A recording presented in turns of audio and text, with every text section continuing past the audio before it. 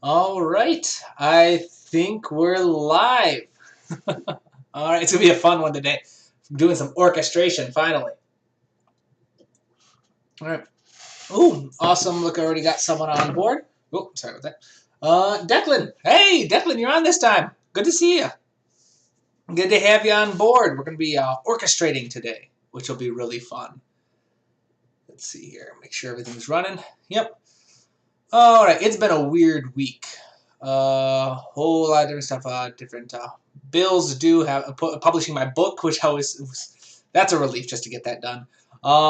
Then the start of a new semester. A whole bunch of stuff going on. But I'm glad that I was still able to find time to do this because I'm starting to really, really enjoy going live with all of you guys. Um, yep. There we go. Yep. Yeah, everything's doing really well. Declan, how are you? Let's see here. Oh, there it is. All right. So in this video, last video, we did a preliminary orchestration map. All right, and then we found out some basic energy levels for where we wanted to go. We decided to do a bit of a fantasy thing. So we've got a nice basic map to be working with here. Now, when I'm orchestrating, something I like to do from time to time is start with the climax. Start with the biggest energy moment in the music so that I know what that needs to sound like. And from there, I can build back. I can try different things in comparison. It's just nice to get the biggest part out of the way first. So here, you may have noticed since the last video, I put together a short little template. Let's see here. Good to hear that things are going well, Declan. Yeah. Awesome. Yeah, it sounds like it's yeah, I know what you mean. It's been an interesting semester, and I'm glad that I'm not the only one, enjoying life. All right. Yeah, now let's see here. Where was I? Yes. So since the last episode, I put in just a template, just because my computer's not that strong, and I didn't think building this while live streaming was going to be something that would work well for everybody. I think I spent a couple hours putting this together, just a bunch of downtime waiting for my computer to load stuff. But so here we've got some strings. I decided not to go with any Spitfire for this. I'm not going to go. So in my libraries, let's see if I can just pull something up. Yeah, let's go to the theme here. Let's pull this up. So in my contact libraries, I've got a couple different things. A lot of my Spitfire libraries I use specifically for the control it gives me. I have individual instruments that I can control, individual articulations each of them have. Whereas in Metropolis Arc 1 and Metropolis Arc 2, oh, that opened in the wrong window. I have just high strings. So instead of controlling individual violins, like the violin 1 section, violin 2 section, this just combines all of them together with a whole bunch of different options. And it's designed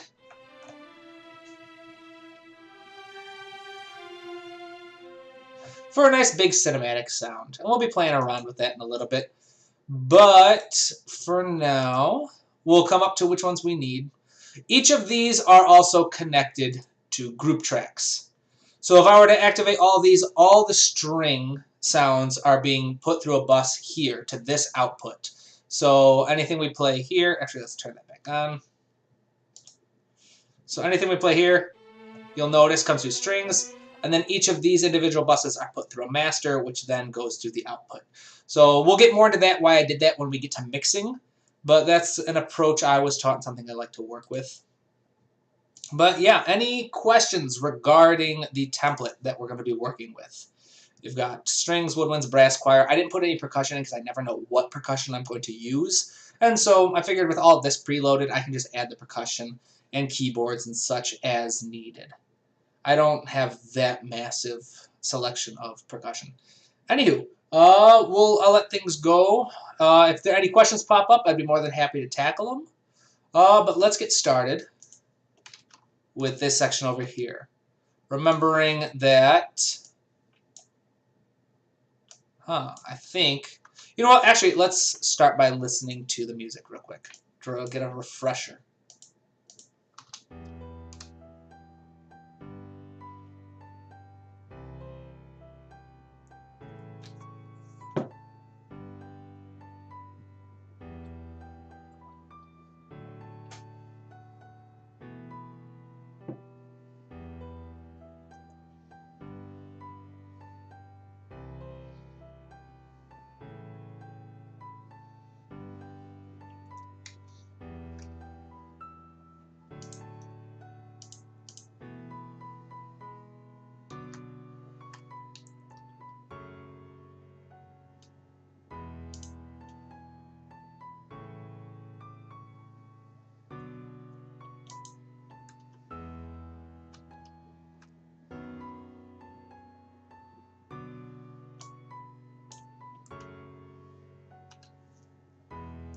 Mm-hmm. Yeah, these markers aren't placed in right positions. To make some adjustments here and there.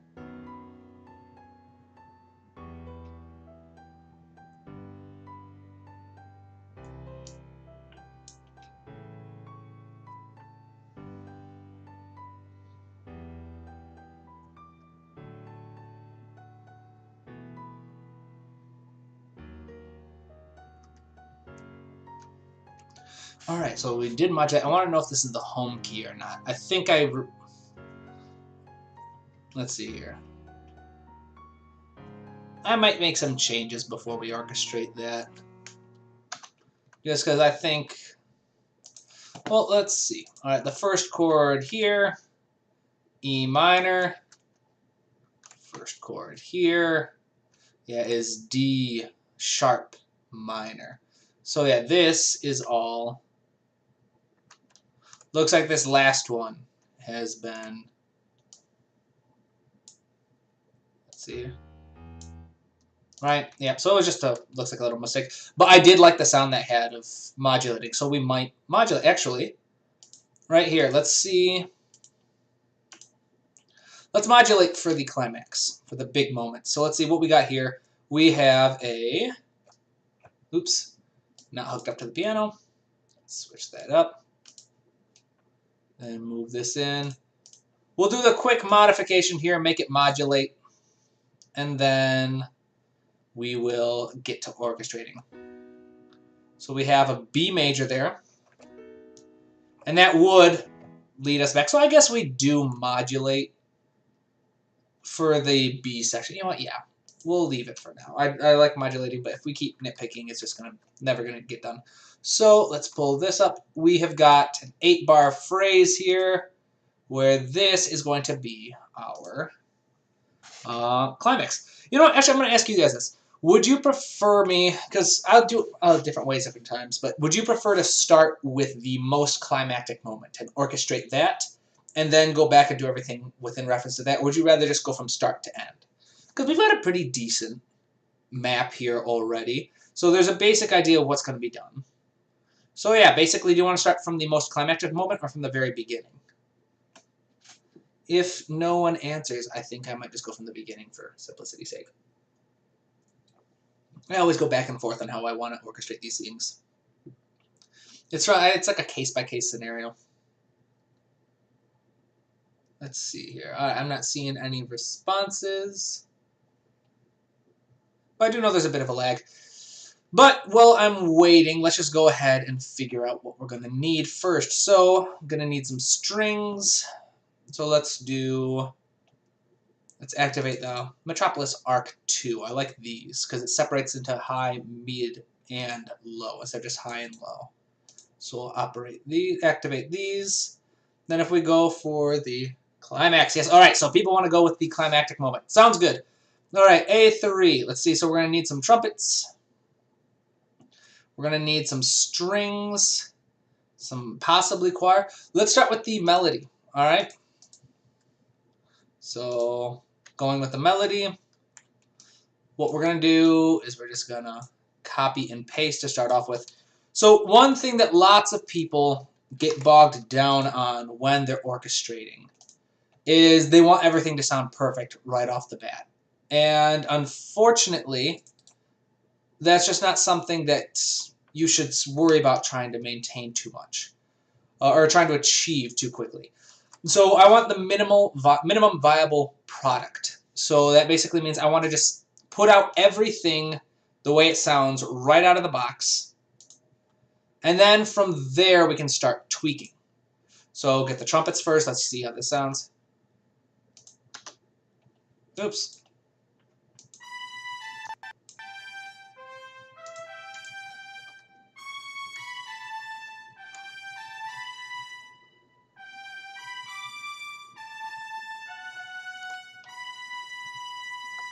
All right, so that is super, super high for a trumpet. That's C sharp, a high C sharp, a D above C sharp. This is very, very high for the trumpet, so I'm wondering if this is actually going to work. what if, but with the climactic moments, it always feels good to go high. But let's drop that an octave. I don't know. Yeah, this notepad's going to get in my way. We'll highlight that, drop it an octave, see how that sounds.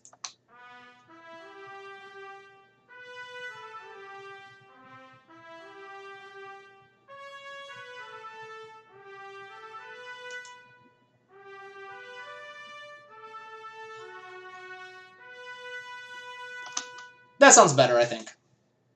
And then let's see, from there, moving on just because we want to get the basics first. What was here?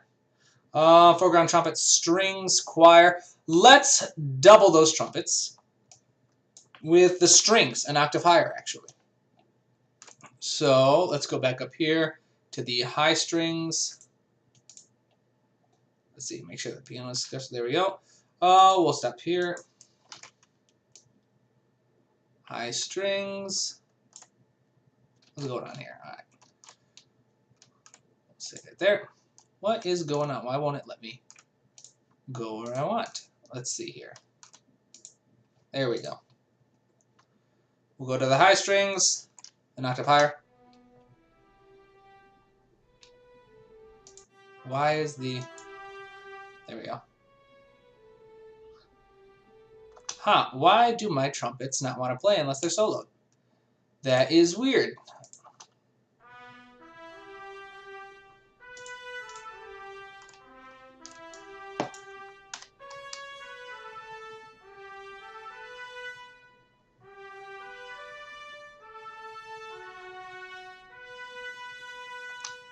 All right, so again, these aren't sounding perfect, but it's just about getting the ideas out there. Eventually, I am going to go through and re-record each of these one at a time. Add some modulation, add some articulations here and there. But like I said, the main idea here is just to get everything written out to begin with. So let's see, midground, we needed counter melody and ostinato. We'll get back to that. Let's go with the chords and bass line next. Let's actually, yeah, tuba and trombones. We'll go with that for the... This is a very common approach for using the brass as support during... Why did I do that? During a climactic moment. Tuba can play on the bass notes. Trombones can all play on the one note for one instrument per chord. Let's see, any questions? Nope, no questions so far. So one thing to keep in mind, and okay, so I am going to make it clear, I'm not going to go too much for realism. I have no intention of scoring this in terms of like writing down actual players to get sheet music to get actual players to perform it. Actually, that's not this one. So I'm not going to worry too much about making everything sound super realistic or writing it too closely for playability. Let's see, where the trombones. Oh, I only have bass trombones. It should work. If I need the tenor trombones, I'll get the Spitfire libraries going.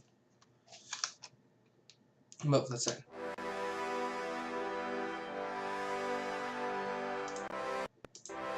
All right, so notice, so this is what I wanted to talk about.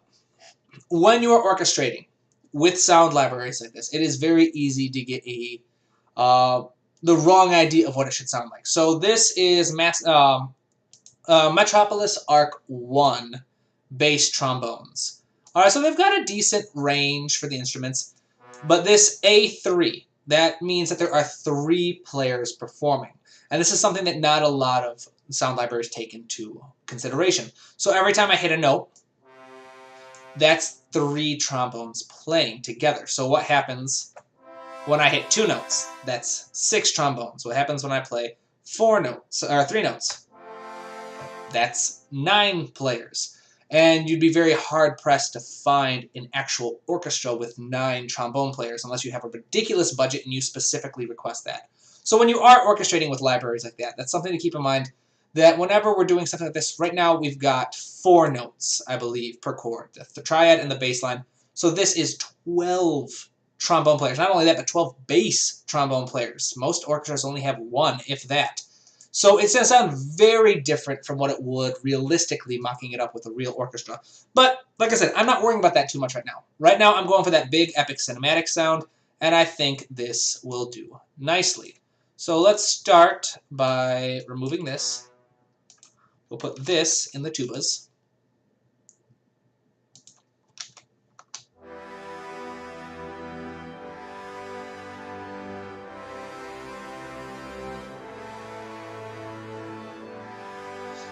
All right, there we go.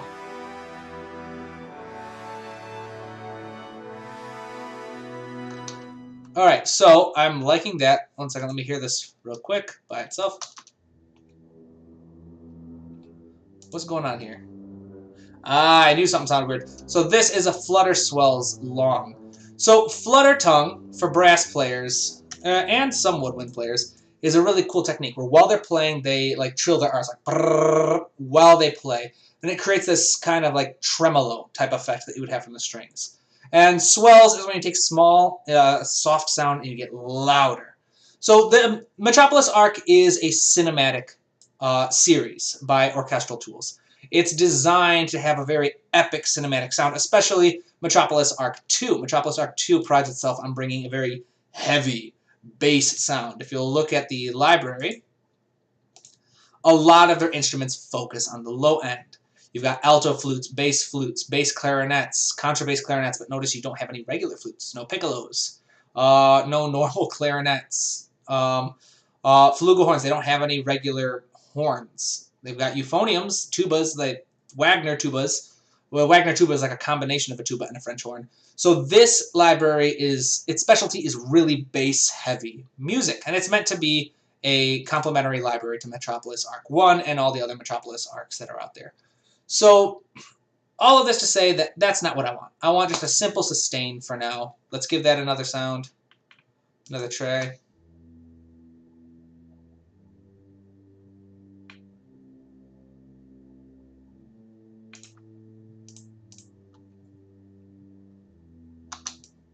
Let's see if we can go even lower.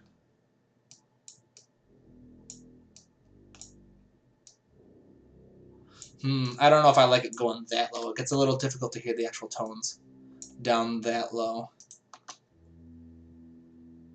So as a reference, C3 in Cubase is middle C. So C2 would be an octave below middle C, and C1 would be 2 octaves below middle C. For anyone using a piano to follow on. There we go. Now let's see how those bass trombones sound.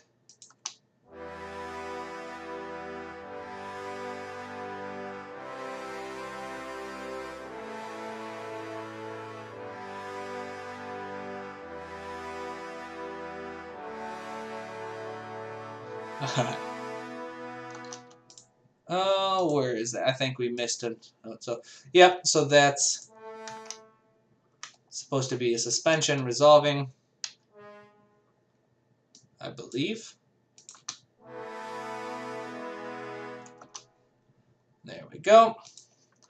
Now, one thing I'm noticing off the bat is these tubas are not nearly strong enough to compete with all these trombones. Again, here we have 9 trombones playing. With these sample libraries, here we've only got 3 tubas. Now, I don't want to just double down on these tubas, so let's try adding some chimbassi. All right, so chimbassi are another brass instrument with a very strong, bright sound. Let's see how they contribute to the tuba, because now we have 6 voices in all, combining for this bass line. There we go.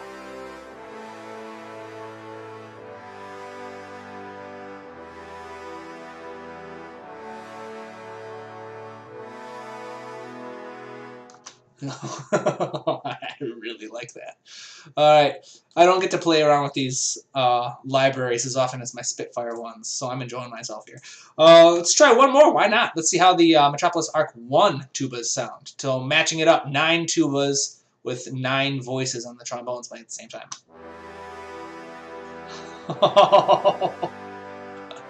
I really like that.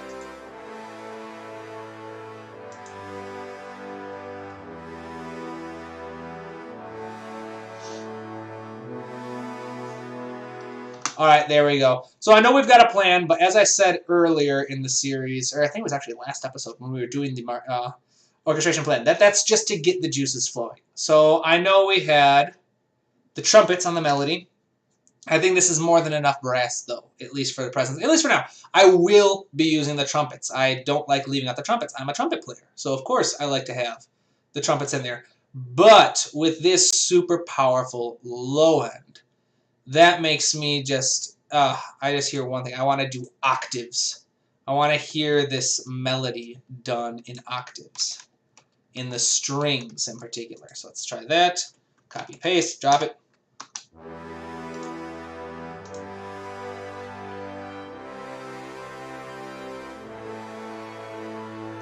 All right, this is super soft. Why? Aha! That's why. Okay, sustains and legato in most libraries. If I can get back to the strings.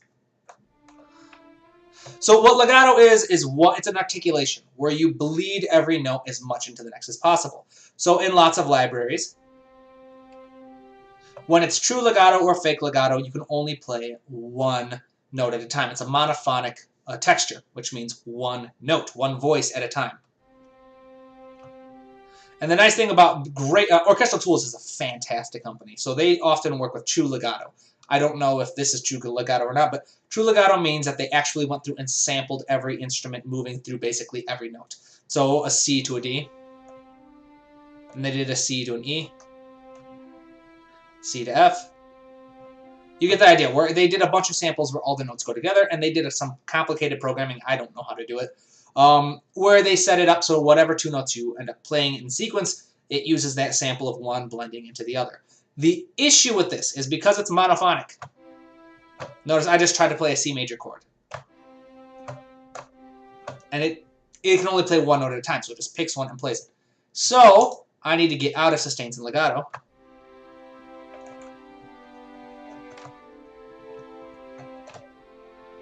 And now I can play multiple notes at a time. Let's see here. All right, so no new questions. Let's see, so now let's give this a try again.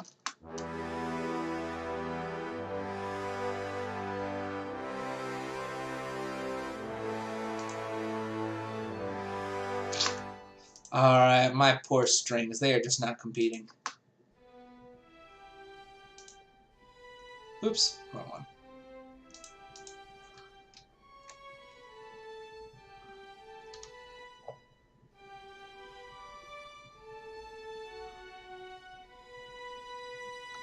All right, so let's see where we're at. Middle C, octave above middle C. This would be high C. So in theory, we should be able to go like another octave higher.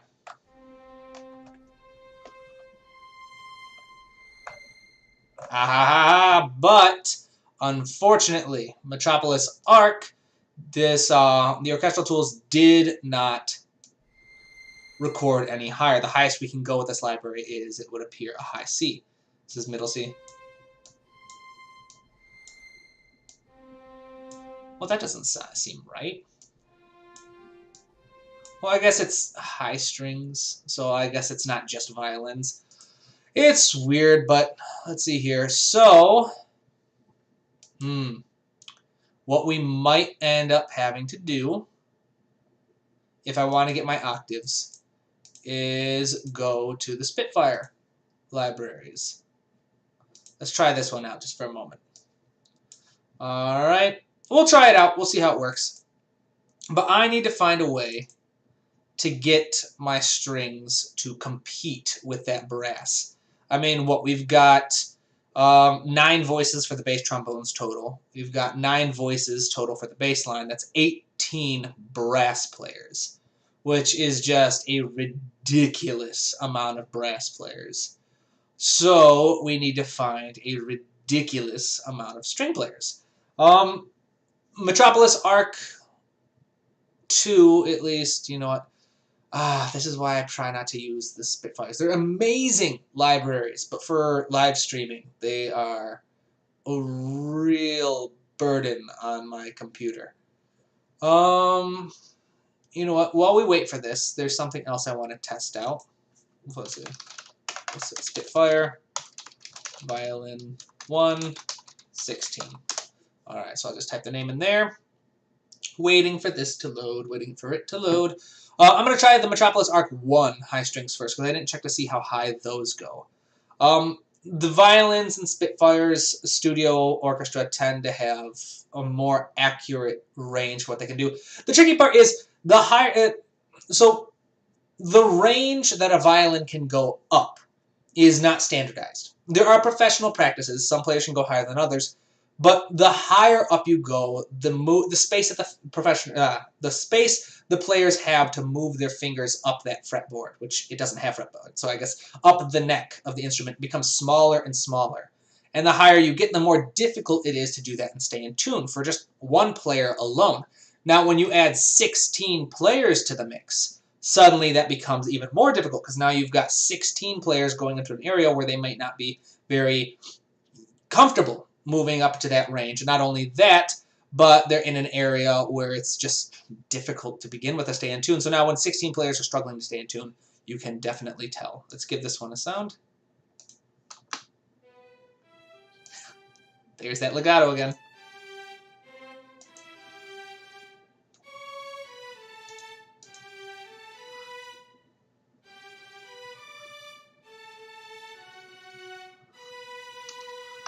There we go, and Spitfire comes in clutch with some nice, strong recordings. And again, this whole... I wonder, could we go another octave higher? Testing. Nope.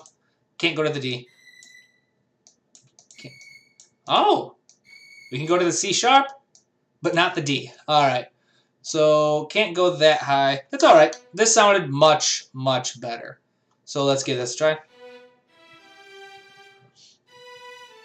And of course, we're going to lengthen some of these notes. I'm not liking how short some of them are. But for now, like I said, it's all about getting that minimum viable product. That MVP. We've got that. So let's get rid of this. We're going to just disable. I do this to save some RAM for my computer so it doesn't crash. So if we're going to go with the Spitfire, let's go with the Spitfire. Let's just do another contact library. We'll do, so that was, we'll say that's first and second violins. Actually, hold up. Let's see how that sounds in comparison to the brass first. See how it balances.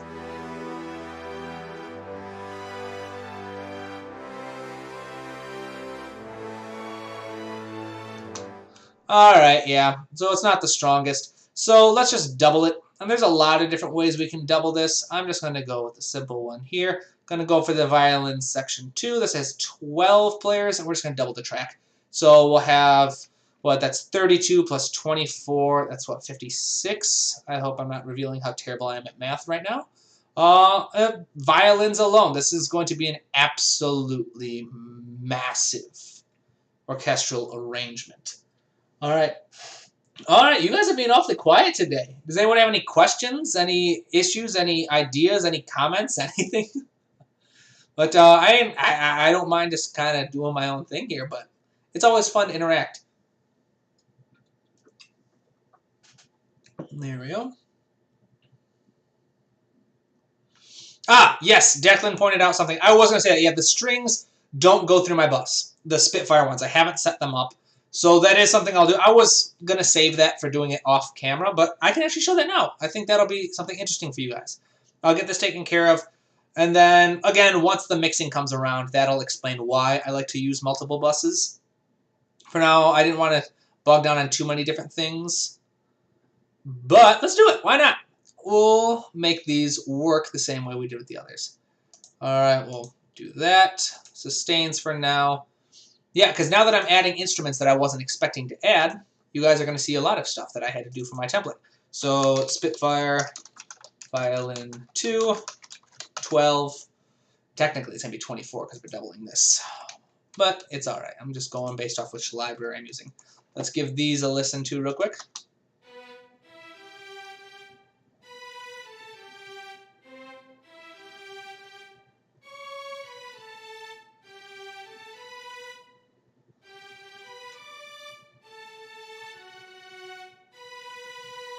There we go. I am not liking those short notes on the strings, though. We'll have to address those. But for now, let me show you what I do here. All right. So we have just added violin 1 and violin 2 from the Spitfire library.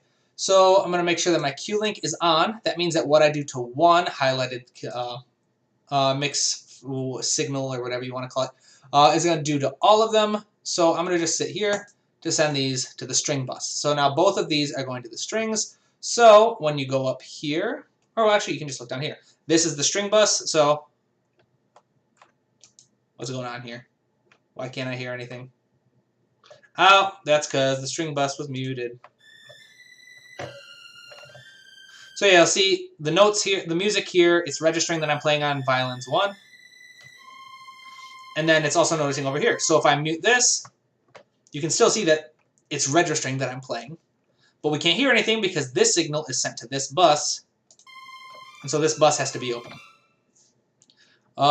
So the reason why I do this is when we eventually get to mixing, it'll be easier to apply any effects or any changes to the audio to this one bus that handles all the strings, rather than trying to do them individually. That would be very time consuming.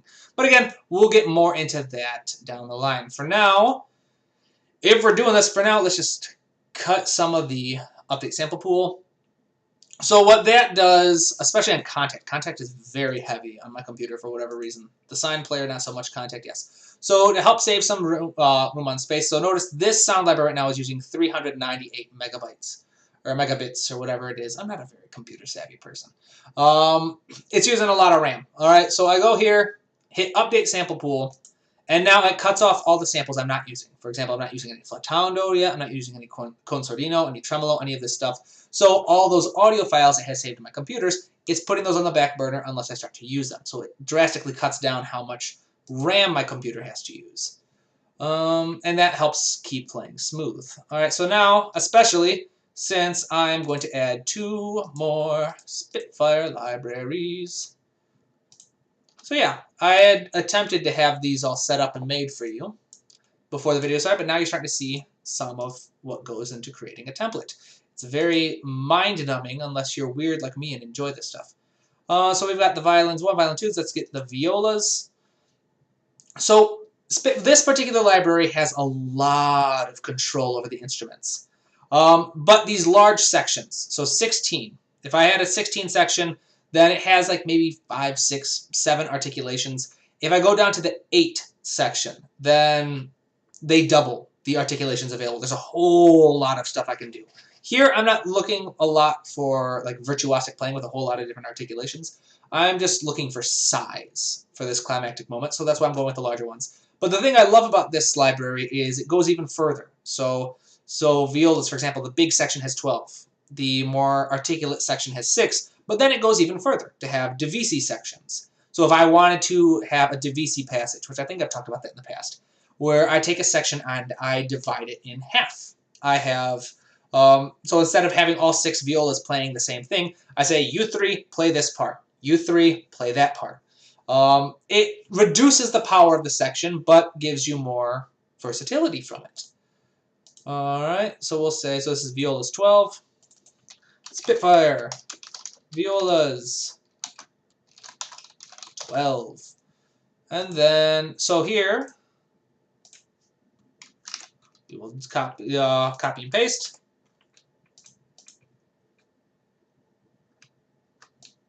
Let's delete this top one, actually.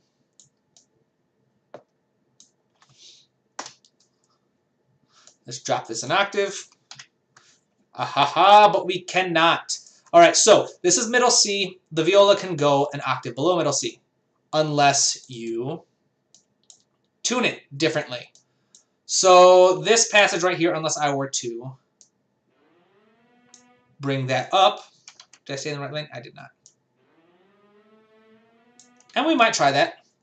Let's give that a listen to, actually, real quick.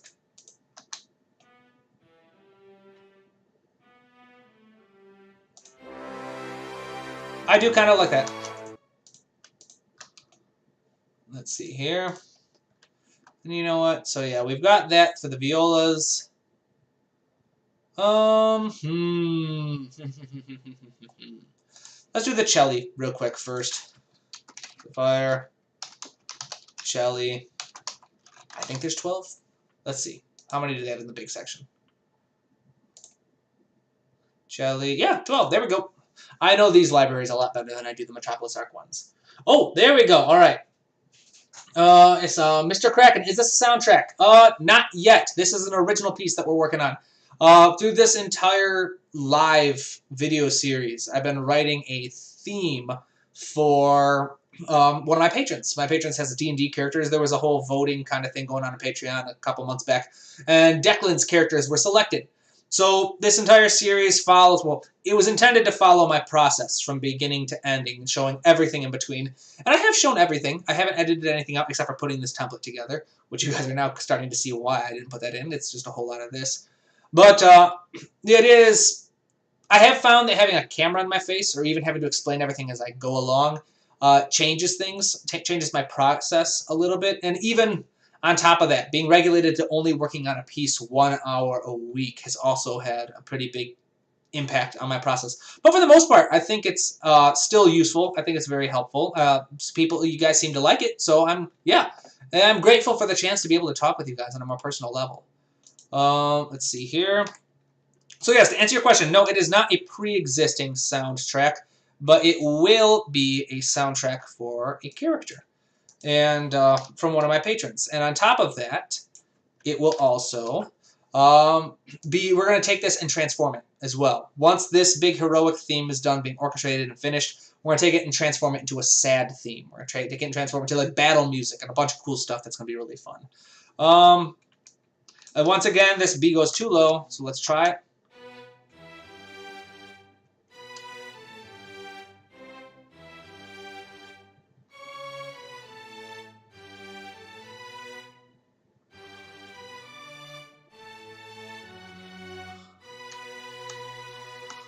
Alright, so let's give this a quick listen to.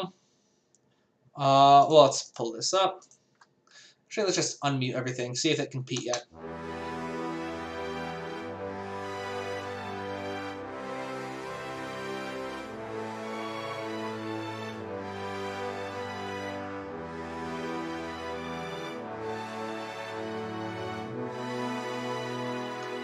Alright, so let's do some stuff real here. Let's see if we can figure some stuff out to make it louder.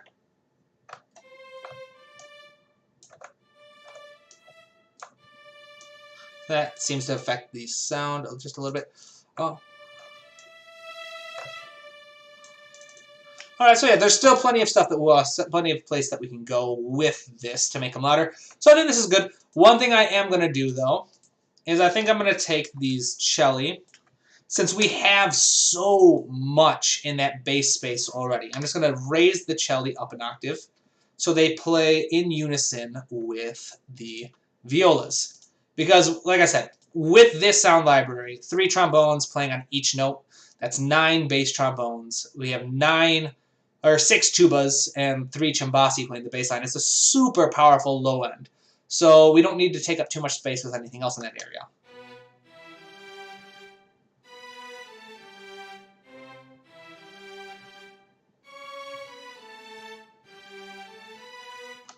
And you know, something I just realized, those violins are outweighing this a little bit.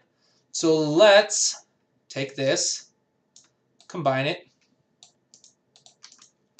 and we'll copy and paste to double the number of violas and celli by sound.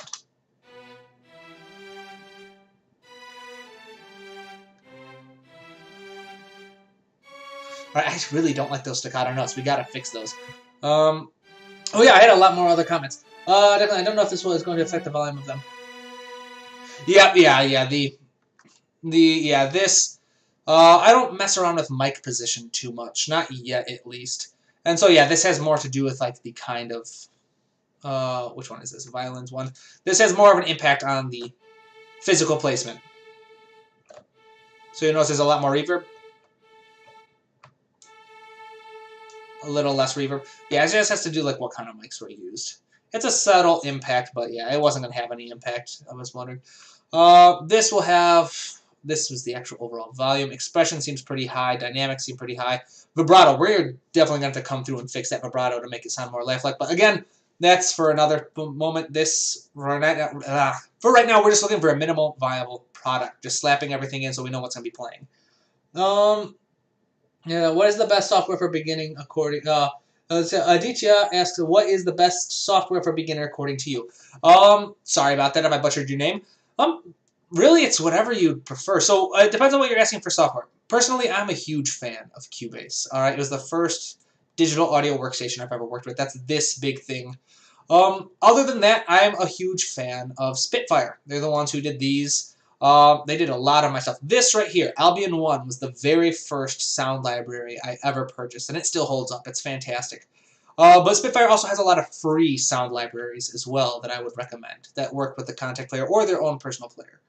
So yes, other questions, let's see.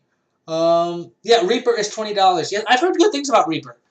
Reaper is fantastic, especially if you're just getting started out. There's a couple different free stuff. I know that Reason is another DAW that I have on this computer. You can buy a subscription based off that. Basically, I think it's like, what, $19 a month? So you can test that out. So yeah, a lot of classes in my school use it. So that's what I'm used to using for other stuff, but I'm a huge fan of Cubase.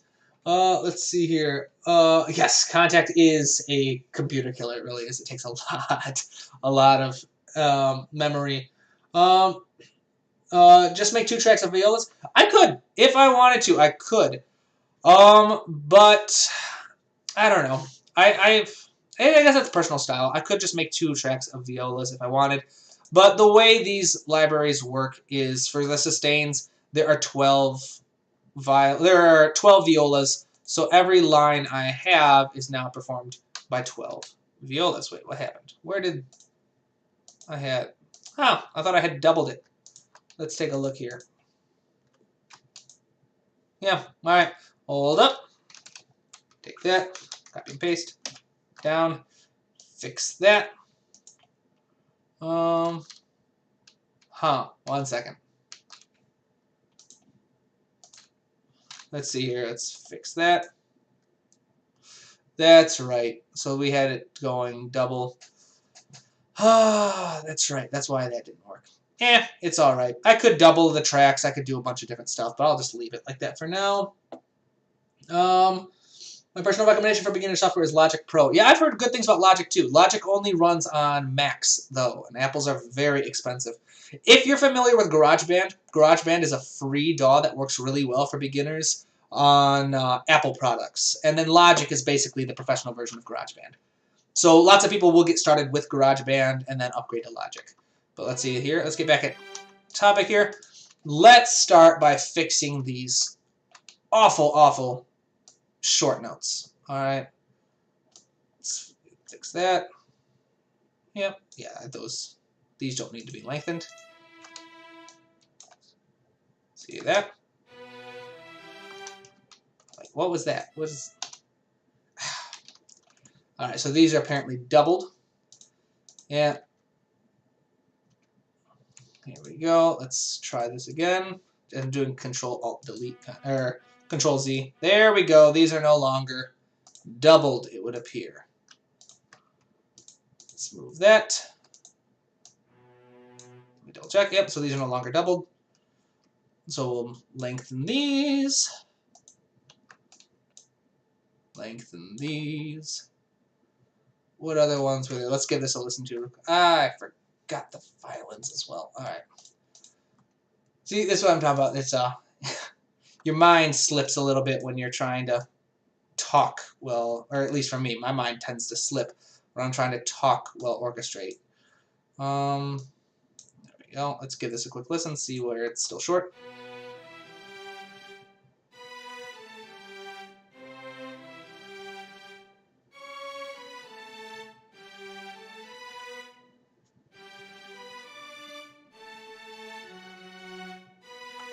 Let's lengthen these. And some of these notes here, let's see if we can manipulate the release. Because right now it's got a pretty strong release. I'm trying to remember how to do this. On tightness, the controllers allow you to control properties of the instrument size dynamics. Variety who knows what just clearly the chords and how it's like. Let's see here. I can't remember how to do this on. Let's see here. Yeah, sometimes I think it's tightness. Let's reduce the tightness a bit. Let's see how it sounds whenever I go all the way down.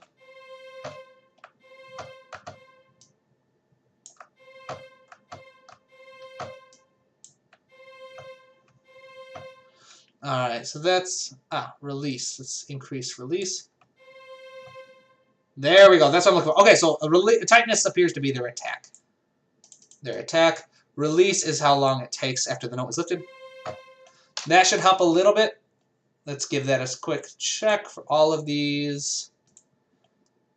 Release, increase the release time. So basically what I'm doing here is I'm telling Contact, the sampling software, that when I end a note on these violins or these stringed instruments, not to quantize it too much, not to have it cut off immediately the moment that note is done, but to let it ring out a little bit longer, just like it would in a real instrument. Let's see here. Let's see if this helps at all. Ooh, yeah.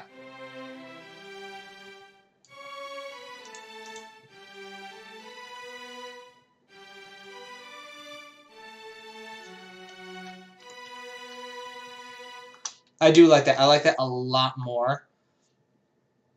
And yeah, there we go. We'll leave it here for now for these string parts until I have a chance to actually record each one at a time with my keyboard, because I prefer to do that when I can. Let's give this a quick listen. I know it's not going to be fully balanced.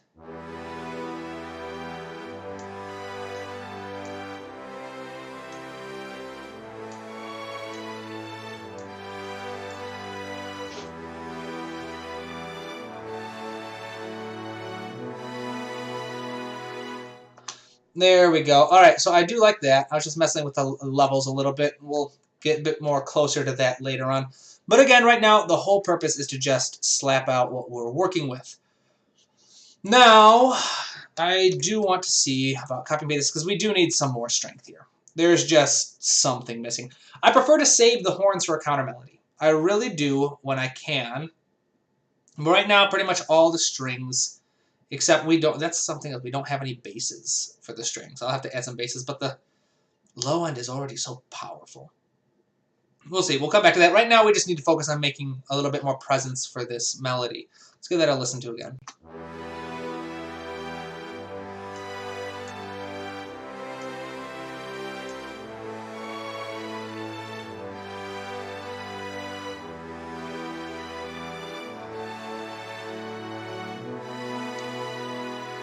All right, for those of you who aren't used to working with decibels and stuff like that, a quick thing to remember that I'll just shout out is when you're messing with levels, increasing the decibel count by 1 is a nice, reliably perceptive small increase. Increasing by 3 is more noticeable and reliably noticeable as, okay, that part just got louder. Increasing by 10 at any point doubles the volume of what it was at the previous 10. So if you're working with something, you have like is a point of 0, and then you add 10, so now you're at decibel point 10. It is now twice as loud as it was at 0. If you move up to a decibel point of 20, it is now twice as loud as it was at 10. Those are just some random numbers, but at least that's what I was taught. That's how I was taught. I will not pretend to be the world's greatest mixer. But let's see. Let's try the trumpets again, just to see how it was. I know we originally put down that the trumpets should play the melody.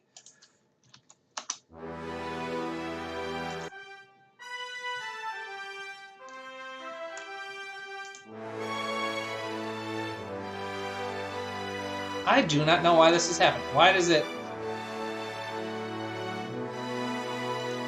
Alright, these trumpets, for whatever reason, do not want to play unless they are soloed. So let's try just soloing everything, I guess, for now. I'll try to figure that out off camera.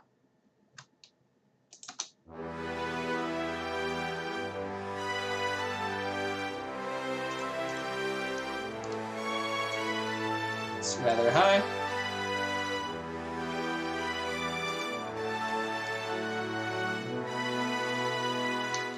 Though this part up here is rather high for trumpet players. I'm going to try muting it to see what it just sounds like without it.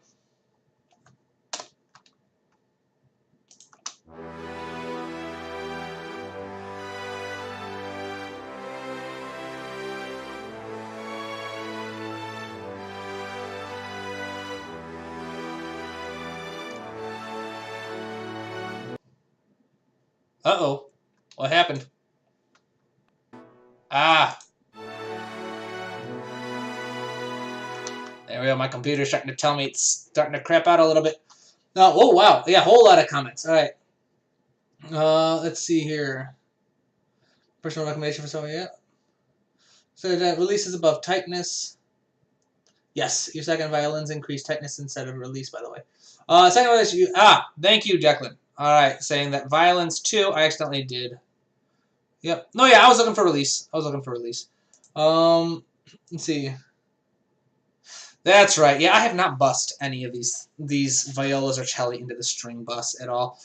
Basically, what I'm starting to notice is I'm probably just going to end up turning this template into a Spitfire template. Because even though I just love this low end, I'm finding that it might be a bit too powerful. My other sound libraries aren't able to keep up. I mean, I could probably make it work. But anywho, we've been working a lot on this. Let's see what other things we had in mind. Nope, there we are. Let's see, for A3, energy, trumpets, strings, choir. That's right, we thought about bringing choir. The choir was going to be on support. See, I'm running into issues. These trombones and tubas sound amazing, but they're so freaking powerful that it's causing me problems. So, with all these low voices performing at such crazy levels, it really fills up that lower space. And so it doesn't give me a lot of room to work with other things. Like if I wanted to add choir down there, then to have the choir support the chords, which was the original idea, which I thought would be cool, that's going to be super powerful. So, let's see here. What else could I do here? See, this is why I like to start with the climax. All right, so the climactic moment in music is going to have all kinds of troubleshooting errors. You got to find out what is the most high, densest like energy level in the entire piece and how you're going to accomplish it. Once you have this figured out, the rest is much comparatively a lot easier. Because this is like the climactic moments always have a lot of troubleshooting and how you want to do it. I imagine that there are much more talented and much more knowledgeable orchestrators out there than me who can just do this stuff in their sleep. But at least for me, this is where I spend a lot of my time, is in these climactic moments, trying to figure out exactly how I want to do it. Let's see here. So, yeah, I think as fun as Metropolis Arc sounded, I might just have to focus on Spitfire. Let's give this a quick listen to again.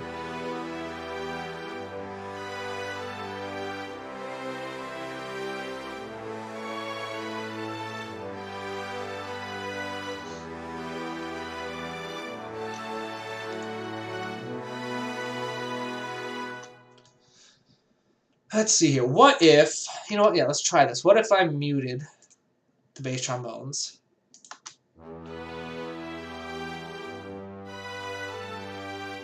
And then went to choir.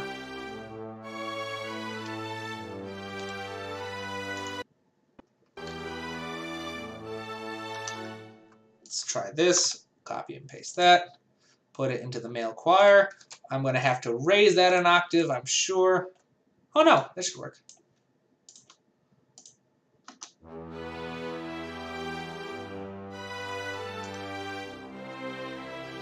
I am not hearing those at all. What's going on here? Oh, you know what? Haha. That's not its effects. There we go. Let's try that again.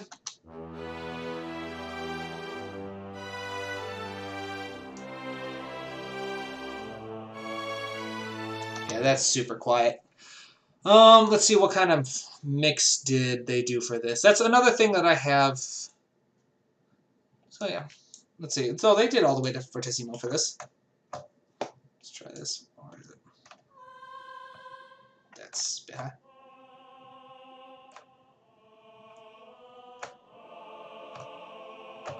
Alright, so it's nice, but it's not all that powerful. So it was nice. It was a nice idea. I'm going to remove that for now. I think Well, let's try the Basso Profundo from Metropolis Arc 2, because I remember that the Basso Profundo choir is awesome. I love working with this whenever I can. But this is the problem here, is they only go up to mezzo piano.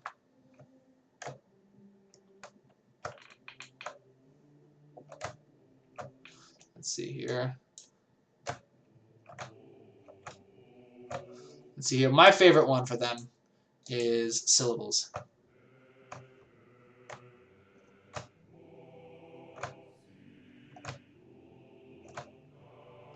That's fun, but these are super quiet. I think the issue is I haven't spent enough time with these particular libraries. So I don't know how to use them to their greatest extent. That is something that I do recommend. Once you have some sound libraries, you need to get to know them. I know my Spitfire libraries a lot better than I know my Metropolis Arc, which is my bad. I need to work on these. So, what are we going to do? I'm thinking I'm just going to have to use Spitfire. So, right here, I think... Oh, holy cow, it's already 4 o'clock. So, unfortunately, I ate through our entire hour just kind of messing around. So, you've got a little idea of orchestration so far. We did a lot of planning for a basic idea beforehand. You'll see some of the troubleshooting ideas. The reason why I start with the climactic moments is because these are the most complicated. In addition to having to figure out how to get that right balance between the melody and the bass line and the chords, we also got to do things like the midground here. Is there a counter melody? We wanted a counter melody in ostinato. We don't have a counter melody yet, so I still got to write the counter melody. Don't have an ostinato yet, so I got to write that. The ostinato is probably going to be performed by the woodwinds, and I haven't even looked at the woodwinds yet. So there's a whole lot of stuff that we still need to figure out. But this is the fun. This is the adventure. And I am slowed down by having to explain everything as I go, but you guys have caught things and noticed things that I wouldn't have noticed right off the bat. So thank you for that. Yeah, and I really enjoy these anyways. Are there any questions? Nope. So no more questions so far. If I'll stay on for a couple more minutes, so let me know. But yeah, I think what I'm going to do off screen is I'm going to revamp this template. I had been excited about using Metropolis Arc. I don't get to use those libraries, and so I'm kind of bummed. I'm really bummed. But the sad fact is I just don't know these libraries well enough to try and use them for this project. I've got to play around with them on my own for a little bit. I am much more confident with Spitfire's libraries. So I'm going to revamp this template. I'm going to switch these things, mostly these parts, to some Spitfire instruments. We'll have these stringed. I'm going to attach the violas and cellos. I'm going to rebus everything to get it to these. And yeah. So next time we come on, this will be a new template. The parts will still be done. I won't change anything else other than the sound libraries I'm using. And yeah, any questions? Let's see. Yeah, we got a little bit of time left. But this is fun. I enjoy orchestration. Orchestration is one of my favorite things to do when composing. So the troubleshooting, the trying to figure everything out. Normally, I do spend a lot more time on this map. So that's the one thing I wish I had. A lot of my process is very introspective. So I like to take lots of time to think, sit down, run through ideas, mull through ideas in a notebook. And unfortunately, it's just not the same having to type stuff out than having a physical notebook and a pencil with me. But yeah, we're going to figure this out. We've got a basic map here. And once we figure out this climactic moment, everything else comes a lot easier. Which also... it also helps to start at the beginning, too, and start nice and easy, and then build into the climactic moment, because then you've got an idea of what worked here and how you need to get bigger. Either approach is good. This is the approach we took today. Not seeing any more questions. If you haven't yet, check out my book that I dropped. Super excited about it. It's on film scoring, in particular about how to translate things into music. So every once in a while you'll listen to a character's theme, like. The thing that actually inspired it was I was listening to one of the themes from Attack on Titan, the final season, part 1, and I was just thinking about the Marley theme. I was like, this is incredible. How did the composer perfectly capture the characters in music? And so I was like, well, I spent a lot of time studying story. I spent a lot of time studying characters, structures, and stuff. And so I went around finding out my own tools and stuff for doing that. And that's what the book is about. So if you haven't checked it out, please consider it. I have a video that shares the first, like the first half of the first chapter, so check that out.